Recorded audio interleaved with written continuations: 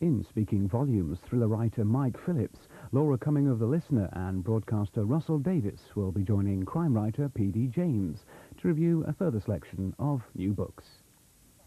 And that's after an extended news at 1 o'clock with Moira Stewart.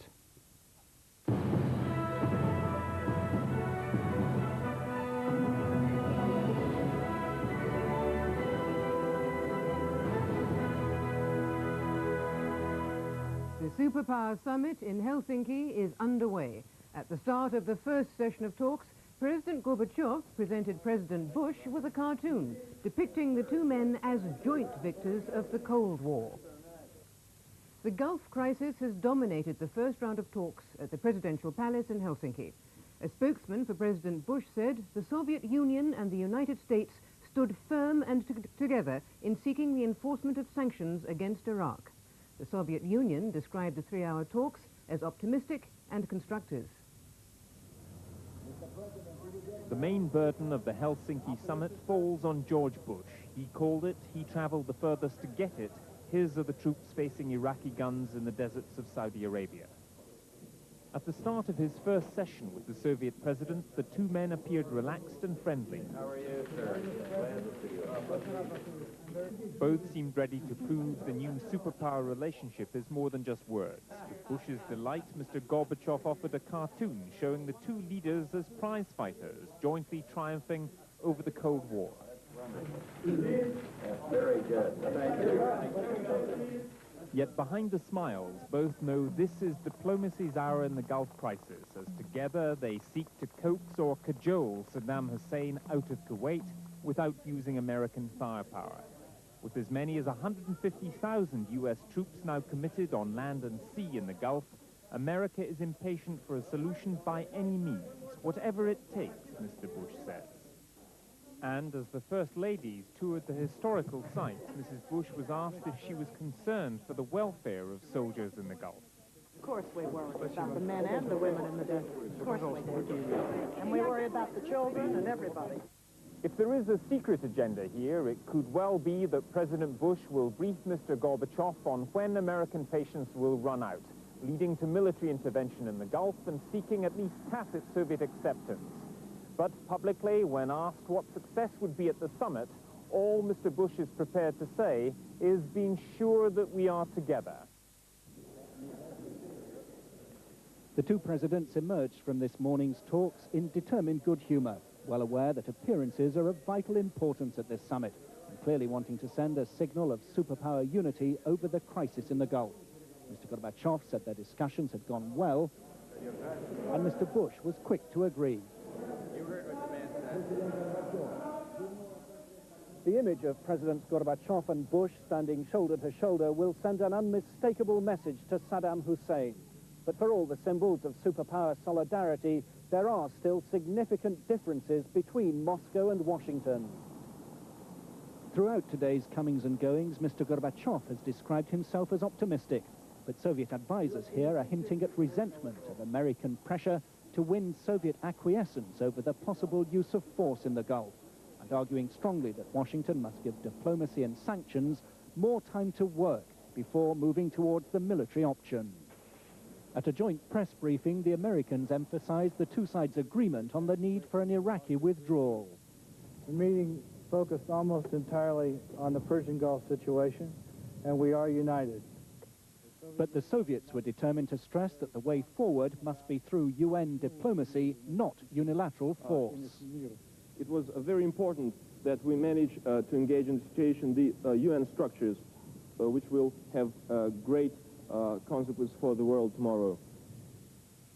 With agreement on the aims of superpower policy in the Gulf, the presidents this afternoon will have to address their differences over the means of achieving them.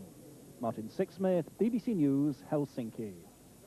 Unconfirmed reports monitored on Kuwait radio say that 3 Iraqi soldiers have been executed for plotting to kill Saddam Hussein. The men were all said to be members of the elite Presidential Guard. In Iraq, the last major group of British hostages is preparing to leave on a flight to London. There are 240 British women and children waiting in the Al Rashid Hotel here for tonight's Iraqi jumbo jet charter direct to Gatwick. Iraqi officials say that the Britons will be joined at the airport by 170 American dependents who are flying up this afternoon direct from Kuwait. British diplomats believe that this is the last major evacuation of dependents to be sanctioned by the Iraqis, though arrangements can always be made for smaller groups and individuals to obtain exit visas. I understand that in the past 24 hours, up to 30 French men were moved from a Baghdad hotel to strategic installations by the Iraqi authorities, and a similar number of Britons have been moved in the same way on buses with the blinds down in the past 48 hours. This morning, there was a small anti-Western demonstration outside the British Embassy in Baghdad. Brian Barron, BBC News, Baghdad. In Britain, a Gulf crisis appeal has been launched by the Disasters Emergency Committee, which is asking for donations to help refugees stranded in Jordan. In London, hundreds of people are protesting against Iraq's invasion of Kuwait. There was a rally outside the Kuwaiti embassy, followed by a march. The organisers, the Free Kuwait campaign, denounced the invasion as a naked act of aggression. There's been renewed fighting between rival Palestinian groups in southern Lebanon. Forces loyal to PLO leader Yasser Arafat have said they'll drive Abu Nudal's Fatah Revolutionary Council from the port city of Sidon. The fighting started on Friday and has so far left over 50 dead and 200 injured. Thousands of families are reported to have fled from the area.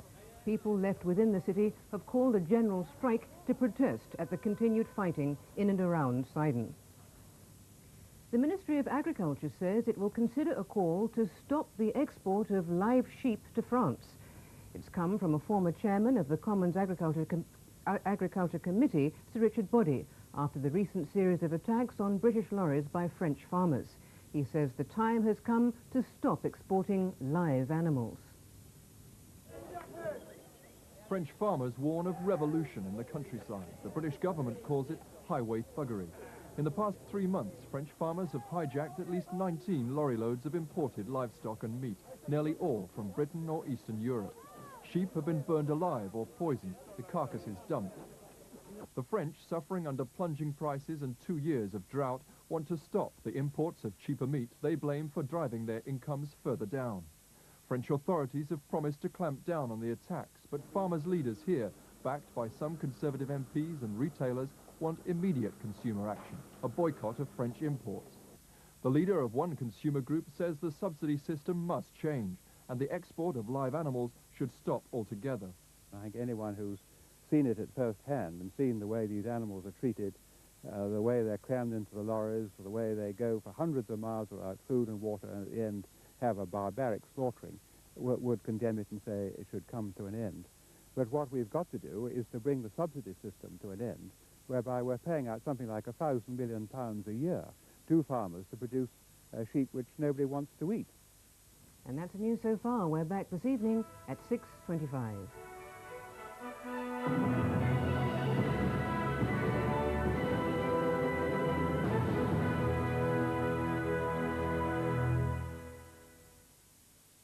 Grandstand over on 2 in just over 15 minutes features golf from Sunningdale, live coverage of the Italian Grand Prix and racing from Curragh. Sunday night on 1 finds Compo, Clegg and Foggy taking tea.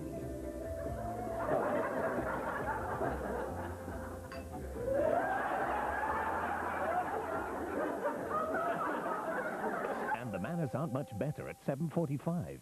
I've got over £100,000 worth of orders for that boat. I've got delivery dates. Then you better cancel them. You renege on that contract, I'll sue you. The delivery of Aveline's baby is not without its problems at 8:35. My stomach's all flabby. Aveline, you've been going round like a beach ball for 9 months. Now you know what happens when someone lets the air out.